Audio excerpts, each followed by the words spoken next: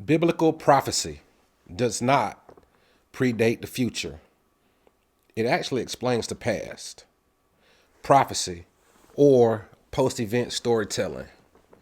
If prophecy were clear, it wouldn't need history to explain it. Hello, I'm CJ Everson, and welcome to The Jewish Skeptic. Before we even talk about prophecy, I want you to think about something very simple. Take a moment and think about this. Every religion claims truth. Every tradition claims authority. And every sacred text claims significance. So, the question is never, does this text say it's true? The question is, how do we test that claim? And when it comes to the Bible, the most common answer is prophecy. Believers say the Bible predates the future with such precision that it could only come from God Himself. That it names empires, that it foresees collapses, that it predicts a Messiah centuries in advance. And that this makes this Bible, I guess, unique. Well, today we're going to examine that claim carefully, not emotionally and not devotionally, but historically. Because history doesn't ask whether a text is sacred. History asks, when was it written? Why was it written? And who benefited from it? And when we apply that method to biblical prophecy, something very important happens. The mystique disappears. And what we're left with is a very human process. Events first, and then interpretations later. What is the strongest piece of evidence most believers offer for the Bible being divinely inspired? It's not archaeology. It's not mortality or morality.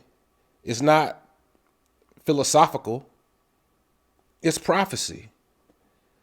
We're told the Bible predates the future with supernatural accuracy, that it names empires before they even exist, that it foretells specific events centuries in advance.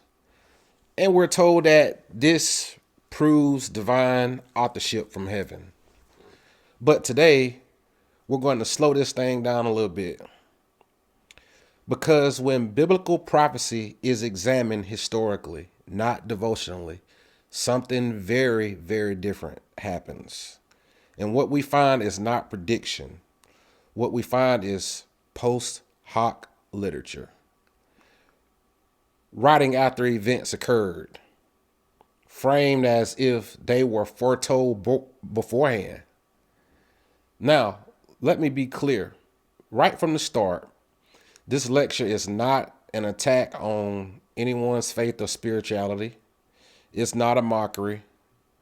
And it's not saying ancient people were stupid or dishonest. This is about how ancient text works. We're going to treat the Bible the same way historians treat every other ancient document. And the central question is simple. Does biblical prophecy predict the future, or does it reinterpret the past? Because prophecy isn't prediction, then it is not evidence. One of the biggest mistakes modern readers make today is projecting modern ideas into ancient texts. Today, prophecy means fortune telling. Modern prophecy means prediction. Ancient prophecy did not. It means supernatural foresight. It means predicting distant future events. But that idea would have made absolutely no sense at all to the ancient Israelites. The Hebrew translated as prophet is Navi. Navi does not mean psychic. It does not describe someone peering into the future. It describes someone speaking on behalf of a deity about present conditions. It does not mean predictor. It simply means a spokesperson. Biblical prophets were public critics. A prophet spoke for God to their own generations. And prophets, they addressed corrupt kings, unjust courts, foreign invasions, military defeats, social collapse. They were not writing secret codes for people living thousands of years later. Take Jeremiah. Jeremiah does not predict Babylon out of nowhere. Babylon is already rising as a regional power. Jeremiah interprets that rise as divine punishment. That's not foresight. That's theological framing. The same is true for Amos, Hosea, and Ezekiel. They speak in the language of, I really don't even know how to put it, but after the trends are already visible, in other words. Prophets do not predict distant futures because that would have been useless. If a prophecy was meant for people centuries in the future, it failed the people it was written for. Ancient societies were largely illiterate. They focused on survival. They were politically unstable. And the ancient Israelites would have found that idea absurd. So prophecy had to function immediately. The prophets were crisis interpreters. They looked at events that were already happening, like wars, famines, exiles, and they explained why they were happening. They said, this happened because of covenant failure, or this happened because the nation was just unjust, or this happened because God withdrew protection. This is not prediction. This is interpretation. And prophecy in the ancient world explained the present. It did not predict the future. Now, let's talk about human psychology. So why did people write about post hoc prophecies at all? Well, because chaos is terrifying, because trauma demands some type of explanation. When Jerusalem fell in 586 BCE, it wasn't just a military loss. It was a theological crisis. The temple was destroyed, the land was lost, and the people were exiled. And the question was unavoidable. How could God let this happen? Well, post hoc prophecy answers that question. It says, we were warned, this was deserved, this was part of the plan. That framing preserves religious identity, and this pattern is universal. In Babylonian literature, omens are rewritten after disasters. The Babylonians retroactively reinterpreted omens. In Egyptian texts, chaos is portrayed as foretold. Egypt rewrote disaster events after invasions. In Greek tragedy, fate is always clear after the outcome is known. The Greeks framed wars as faith after the fact. When the nation collapses, people ask questions. Why did this happen? Was it random? Did God abandon us? Did our enemies win because they were simply stronger? Post hoc prophecy answers these questions. This is not trickery. This isn't deception. It is retrospective meaning making. But meaning making is not prediction. Meaning making is not the same as supernatural predictions. And scholars have a name for this. Prophecy after the event, and the scholars know exactly how it identifies. And scholars have a precise term for this. It says, this wasn't chaos. This wasn't meaningless. This was foreseen, and every ancient culture did this. So how did scholars detect post hoc prophecy? Well, there is a clear pattern historians look for. First, the text describes events with extreme accuracy up to a certain point. Sudden historical precision. Secondly, after that point, predictions become vague, symbolic, or wrong. A clear stepping point, in other words. Third, failed conclusions. The ending never actually happens. When we see this pattern, historians agree the text was written after the accurate events occurred. It's not magic. It's authorship. And no biblical book displays this pattern more clearly than the book of Daniel. And this brings us to Daniel. So, Daniel predicting the past perfectly.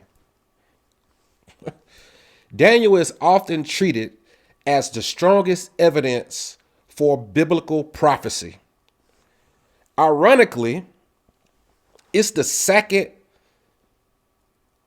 maybe the first strongest evidence against it. I won't even say that if it was the first one. But the Babylonian Empire, the Persian conquest, Alexander the Great, the division of the Greek Empire, persecution under different empires. The details are precise. Names, political events, religious oppression. It's history. And it's accurate until suddenly it isn't. Daniel predates prophecies, will die in a specific way. He doesn't. Daniel predates a immediate divine kingdom. It never comes, but history continues. Completely unaffected by Daniel's finale. Why? Because Daniel was written during the Maccabean crisis, around 165 BCE.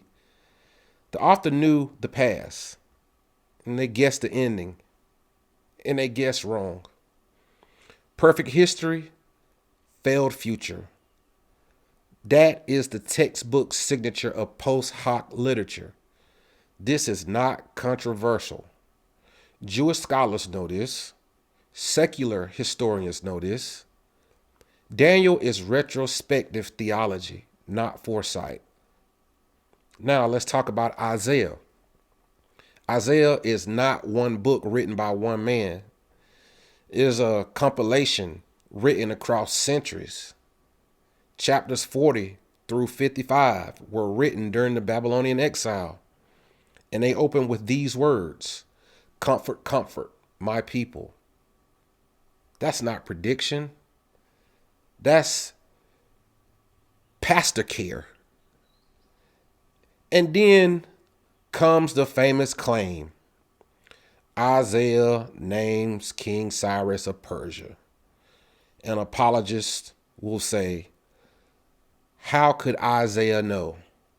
Well, it's because the author lived during the Persian rule. Simple. Cyrus had already conquered Babylon, and it wasn't foresight, it was political theology. It was saying our conqueror is part of God's plan. Naming Cyrus wasn't prophecy, it was reassurance. Oh, it's about to get good now. So, messianic prophecy and retrofitting. Now we come to the biggest claim. Does the Hebrew Bible predict Jesus? No. The Jewish Messiah was expected to rebuild the temple, restore sovereignty, bring peace, enforce the Torah, and Jesus did none of those things. Christian theology responds by redefining the Messiah after failure. This is highly crucial. A dying Messiah was not expected in Jewish literature. A divine Messiah was not expected. A resurrected Messiah was not even expected. Those ideas arise because Jesus failed to meet expectations, not because Scripture predicted him. Isaiah 53 is about collective suffering. Israel personified. Only later does it become individualized. In Judaism, the Messiah is expected to be a human king, a political leader, a restorer of Israel, not divine, not a sacrifice, and not resurrected. Those ideas appear after Jesus, not before.